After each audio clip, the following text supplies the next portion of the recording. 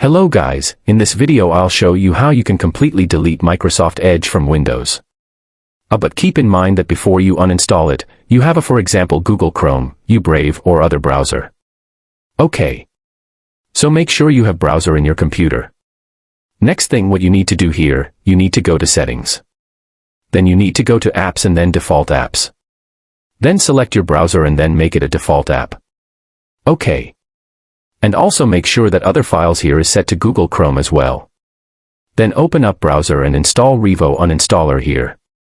It's completely free and it will help us a lot. And then you just need to launch Revo Uninstaller here. And then you just need to look for Microsoft Edge. Then press on it and then press on Uninstall. Continue and wait until uninstall process is done.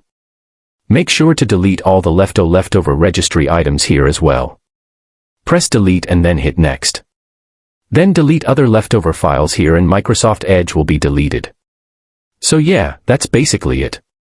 And if I help you out, please press